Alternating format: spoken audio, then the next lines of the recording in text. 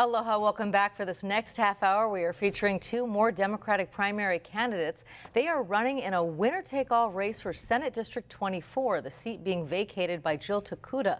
This district includes parts of Kaneohe and Kailua and the Marine Base. Current State House Representatives Ken Ito and Jarrett Keohokalole are challenging each other for the seat. Please continue to email, call, or tweet your questions, and you'll find a live stream of this program at pbshawaii.org and on the PBS Hawaii Facebook page. Our volunteers are sticking with us until the end, so please do keep them busy. And now to our guests. Our first guest is State Representative Ken Ito. He has represented Kaneohe in the State House for 12 terms. He was a teacher in the public school system before becoming a representative. Our second guest and candidate for the office is State Representative Jarrett Keohokalole, elected to office in 2014. He graduated from the William S. Richardson School of Law with his JD and a certificate in Native Hawaiian law. Gentlemen, thank you so much for being here tonight. We want to dive right in with an issue that's very important in your district. It's been a source of controversy for years, and that is the state hospital. In May, the state said it was ready to start construction of a new building for the folks who are the most potentially dangerous patients there, those ordered there by the courts. How satisfied are you that this will prevent killers like Randall Saito from ever escaping again? We'll start with you. Well, there are a number of issues that need to be dealt with at the state hospital that, frankly, we've been ignoring for a long time. You know, year after year, we have these escapes, and the community is inflamed. People are angry. We do studies, and then we don't really take care of it. So, the first thing we need to do, and we have underway, is facilities. We're about to break ground next week on the new high security facility, forensic facility at the state hospital. You know, the state hospital is 1940s and 50s era hospital building. We don't have proper security. It's just not set up for folks who are being committed by the courts. That's the second problem we need to deal with, is the fact that the courts, the judiciary, are sending more people into the state hospital, committing them, than we can handle. And so that's a systemic change that needs to happen on the criminal justice side, so that we can take some of the folks in our communities who need mental health services and frankly need to be in group home settings, off of the streets, and back into our hospital system where they can get proper care. What's your take on the state hospital and how to make that a better system? Yeah, back in the, when I was attending college, I did my, not student teaching, but I did one of my classes over there in adolescent unit. And when I was there, I could have a first-hand experience watching the hospital operate, and it was very, very outdated. The facilities, because of the climate, everything was rusted. You know, it's located in a real wet area. And after the consent decree, then they started to do some improvement. But one of my big concerns was the community college, because like you said, there's all these rapists, all these killers at the hospital. And right across the street, you see the students at Windward Community College. So I was very concerned for the faculty, for the students, and everybody else on the campus. So I had a bill a few years ago, in fact, more than a few years. I think I put the bill twice, that when they build a new prison, put the forensic unit or the killers, you know, the rapists, all within the prison. So keep it away from Kaneohe and keep it away from the community college, where they can prey or escape and prey on the students and teachers. I mean, obviously, and the community. That, you know, that didn't come to pass. We don't know, you know, there is talk of building a new prison, and we're going to see where that is going to go. In the meantime, how do we keep that community safe? Well, that's a good question. We put up a fence. They don't go over the fence. They go right to the door. So again, what can you say? I think the best thing is put them in a high security area, yet they get the necessary psychiatric help. We hear from residents throughout our islands about the issue of homelessness, and your district is definitely just not immune to this. People living on the sidewalks, people pitching tents where they shouldn't be. What should the legislature specifically, what could you do to address this issue? We'll start with you. Okay, well, in Kaneohe, we have this homeless fair, and I attended 2 of them. And, well, they had 3, so I attended 2 of them. And the thing about this is, you know, all the agencies, the veteran administration was there. We had the health department, the social services people, and a lot of nonprofits. The clergy was there, and we try to help these homeless people, get them back into the system, back into society. And I met 2 veterans, and I mean, they're getting paid and everything. They get disability checks and everything, but they just wanted to stay outside, stay under the bridge. So I try to work with them and bring them back into the society. And it's hard, but they took a bath. They had a shower and everything. They had food, and they had counseling.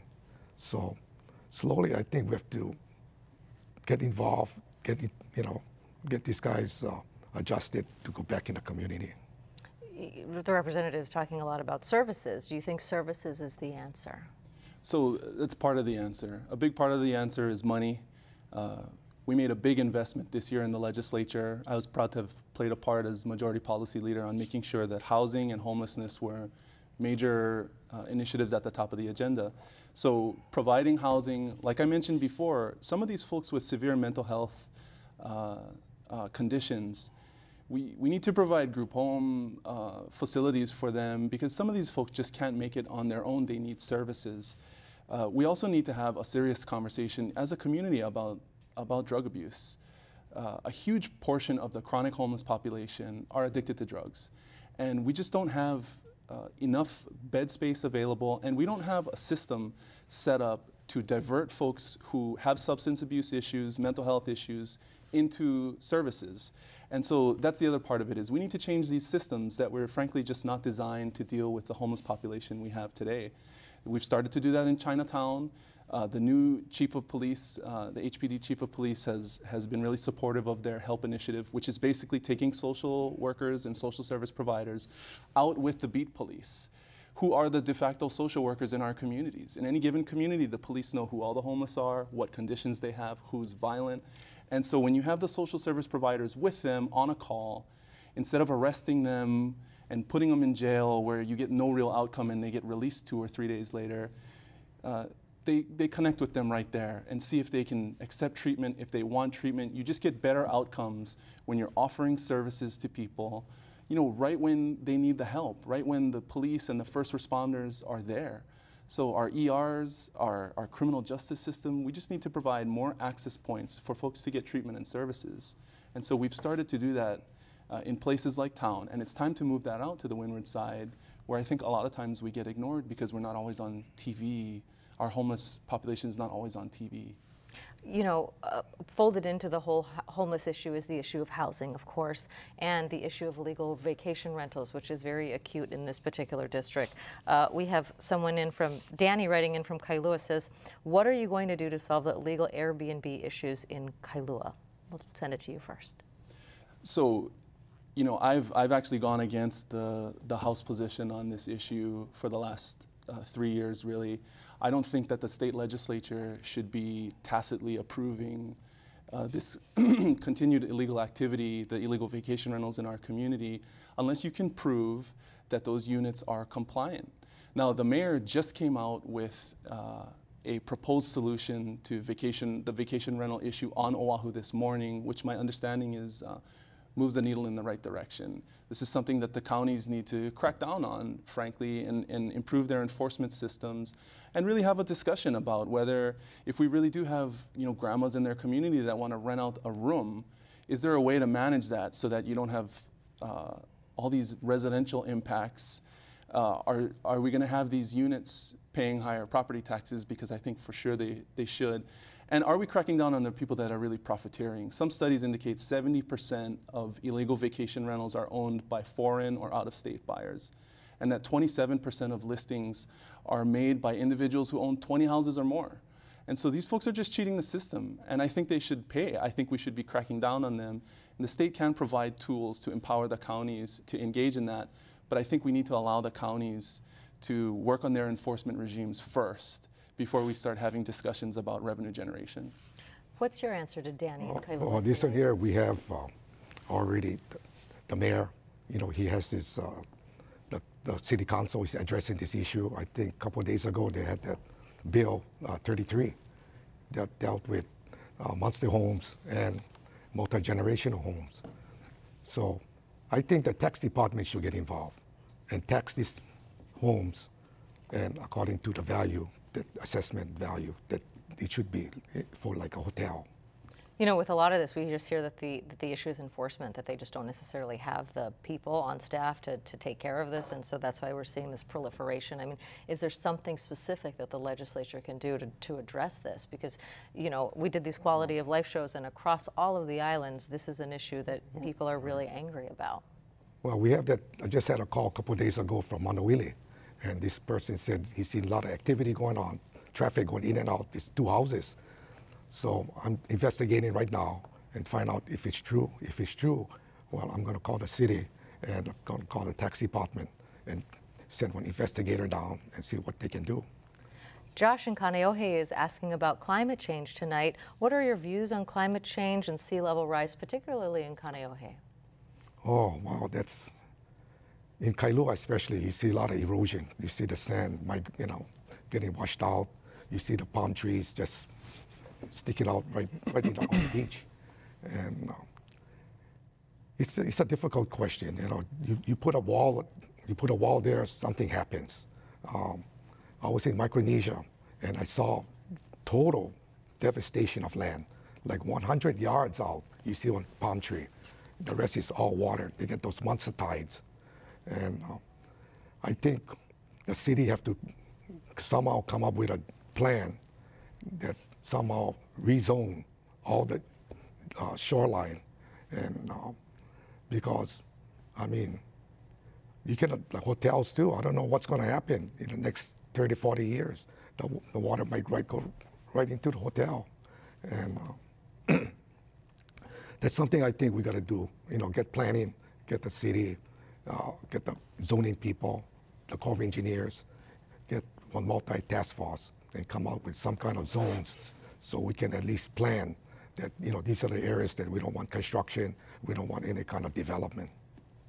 What can be done in the now to take care of this issue? You know, in this district in particular, you have roadways that are right along the beach, you have houses right along the beach. What's going to happen to those people? Yeah, that's a good question. I like this subject because I've been working on this. And, you know, this housing, homelessness, these are longstanding issues that we've just frankly been ignoring for too long. And, you know, this is one where you can't just throw money at the problem. We need to change our systems. So last year, we joined the Paris Climate Agreement.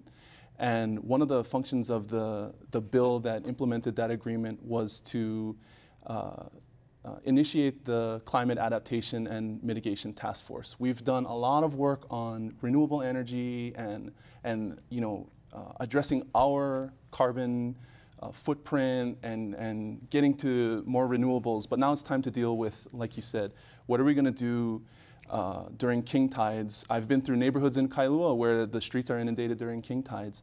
So what that climate commission is tasked with doing is figuring out the solution. The reality is we don't quite know what to do, and this problem is big and it's coming soon. So we need some urgency. We've brought together members of the counties, members of our different agencies who are tasked with dealing with our natural resources, transportation, to figure out where are the areas where we have to make tough decisions now. How can we prioritize what we're going to do in those different areas? You know, up along the coast in the Ko'olau, we have that highway that goes all the way along the water. So are there areas where we can move the road? Are there areas where we can initiate more setbacks? We've done a number of bills requiring environmental impact statements to take sea level rise into account. So we are working on it. We are starting to take the right steps. We do have to bring the right collections of people together to figure out what the proper solutions are going to be. And the main thing is we need to hurry up. We need to do it now. We'd like to get both of your takes on rail. Do you think that the city's rail project should go all the way to UH Manoa? And should the excise tax surcharge be made permanent? We'll start with you. Yeah, I don't think it should be made permanent. I was real clear about this during the special session. I actually thought the way that we managed the overage in the special session was the right way to go. If you look at the hotels, our tourism industry, not just the hotels, the vacation rentals, since I was elected in 2014, the hotels have been functionally sold out, I believe.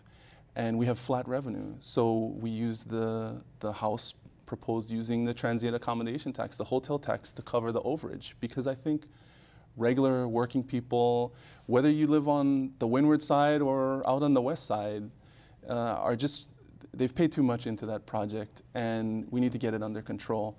So to use the hotel tax to just complete the project out gives us a little bit of breathing space. How far into the future are we going to borrow money off of future GET revenues to pay for this project? I think we need to get it finished first and then reassess where we're at from there so that people can have a reasonable discussion about how they want Honolulu to look from an infrastructure standpoint and whether they're willing to pay for it with the GET. Should the excise tax be made permanent? I think the thing should expire at the end of the rail project. And I think it should go to the University of Hawaii. I mean, right now, we cannot stop. I mean, we're there, you know. To stop right now would be, gee, a lot of the plan already going to Ala Moana and everything. People been buying land. They've been buying real estate. They're investing in transit-oriented design. So what we're going to do, we're going to stop everything, and all these people, I think the suit after that, you know, we do something like that would be drastic. I think we already halfway or over halfway. I think we should complete the whole project. Your district is home to some of the most coveted beaches, and it has a high influx of tourists. We're on track this year to have 10 million visitors to our islands. That's statewide, of course, not just to Kailua. But a lot of folks, particularly in Kailua, say, I can't go to the beach anymore, or I can't go to my favorite brunch place, or the hike that I used to love to go to, it's too crowded, I'm going to skip it. How do we balance, the needs of our economy for tourism with the impact it has to local residents? Larry is writing in, what will you do about the high volume of tourists that ruin the experience for locals? You know, Larry's right. In the windward side, it's one of the most beautiful places in the whole state. We get that concern at the Haiku Stairs. We get that concern in Manawili Valley because of the falls. And everybody, it's on the internet. It's worldwide. We cannot stop that. We tried stopping that, but we cannot. So more and more people, they come by themselves. You see them, you know, Google the map. They come and walk in buses. I mean, you cannot stop those guys. And they're right. It's creating a big traffic jam in Kailua. One time I couldn't even go across the street. I mean, the tourists going across the street, I couldn't, with my car, go across because of the volume of tourists. And the buses plugging up all the roads in Lanikai. So I can understand that person's concern and frustration. And we feel the same thing too. In fact, I heard the tourist agency went down there and tried to see what they can do. And they never do anything. So, I mean, these are the top executives in the tourist industry went down there to look at it, and they couldn't do a thing. So I think for myself, I think we should just ban the tourists from going there, or make some allocation. I mean, on the other hand, you know, Kailua town, all those businesses, you have a lot of smoothie places or restaurants or different, you know, people who are doing legitimate businesses who rely on those tourists. So we can't necessarily say tourists don't come to Kailua anymore. Well, the tourist guide, the buses come. I mean, I've seen 2, 3 buses. In fact, they have a bus lot in Kailua town. And they all come down and they walk in the whole place, which is good for business.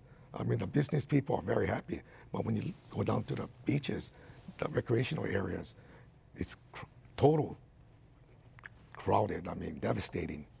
What more can we do to be good stewards of this area? Well, we need to manage the development that's going on in Kailua town right now. Just to start off, I've talked to dozens of people in Kailua, you know, at their homes who are very concerned about all of the construction that's going on, the redevelopment of Kailua town. And, you know, at the end of the day, the reason for that redevelopment is to attract more people to come in. And so if we're gonna continue to allow Kailua to be, you know, that churn to happen in Kailua, we need to make sure that these folks that are coming in and making these investments to build up business are also paying their fair share and participating in the community planning processes and being open to the community in terms of how they do their planning, what businesses, what types of facilities they're bringing in. One of the big ones I was just working on last week is Alexander and Baldwin's going to put a Wendy's in a neighborhood right near Kailua High School. And so what I've tried to do is just connect the folks that are responsible for that project with the neighbors over there before you even get the project off the ground. Because too often, the dust screens are up and the cranes are in before anybody even knows what's happening, and you haven't had a reasonable discussion with the community about what the impacts are, how it's going to affect the neighborhoods. We have tourism in Kailua, it's not going away. We just need to do a better job of being proactive in how we manage it with the community's involvement. Yeah, I mean, I think a lot of people just feel like it's being loved to death. Yeah, I grew up in Kailua. I'm jealous that I don't get to eat pancakes at Boots and Kimmel's anymore None of before us 1 do, in the afternoon. no. And, I grew up right on Wailepo Place by the old Andy's Drive-In, and I remember when Kailua was a sleepy little town. And you're right, the world has found it. And so it does require us to be more proactive in how we deal with the impacts that we know are coming, not only with the tourism and the influx of people that come in, but also, like I said, with climate change, how it's impacting our beaches and our other natural resources on the windward side. Kay Faye writes in on Twitter, says, a recent article talked about windward condos being purchased by Japanese investors looking to ease their tax burdens. What will you do to stop foreign investors from purchasing houses that could otherwise go to local families? Yeah, so, it's just, I've talked to a lot of people about this. And at the state level, it's just very difficult for us to pass a law to ban foreigners from coming in and spending money. That's just not the way it works in this country. But that doesn't mean we can't try to make sure that we are managing the impacts of people who come in, speculators who are coming in just to profit off of our communities. That's monster homes. That's illegal vacation rentals. These folks, number one, need to be shown that we do enforce our laws and our land use ordinances here. I support Ikaika Anderson's idea to knock a couple of those monster houses down. I told him, I think we should, just to send a message. I was just walking in Kukanono, and there's one that just came up, 14 bedrooms and 7 bathrooms, and they put it up in 4 months. I don't know if they have a building permit or not. They just do it. And so, number one, we have an influx of money just like we did during the Japanese bubble. But number two, the message is out that you can take advantage of the system here. Like I said before, these are, we haven't been minding the store when it comes to enforcing our laws and managing the growth of our communities. And it's time to crack down on these things so that speculators and these folks that come into our communities just to make a buck realize that it's going to cost them if they break the rules. What's your take on that? What do we do to protect local families? I agree, we should crack down, but we're not cracking down. We don't have, any agency willing to go down. I call a tax department, nothing happens. Call a DNR, go over there, check it out. They get shortage of workers. The permitting people, they don't have enough, they're all retiring. So here we see a situation at the state level that I think we should do some recruitment and some retention. And we have a computer system. We don't know if it's even working in the tax department. So those are the kind of things that, yeah, we want to do all this, but we don't have the infrastructure to do it. We all talk, we're going to break it down, we're going to do this. Yeah, when you broke it down, what happened? When sue job, all the lawyers be down there. So then you get legal problems. It's easy to talk, but when you come down to the bare basic, it's very difficult. You know what? It's about systems change. Okay, a lot of these land use systems are environmental, regulatory systems, the way we deal with our social services and homelessness. These are antiquated state laws that set up these agency systems for the plantation era. And a lot of them haven't changed since we became a state. And it's time for them to be, we need to restructure the way we set up our state government to deal with some of these modern day problems. The reason why some of these agencies can't do their job is because the statutes are limited in their applicability.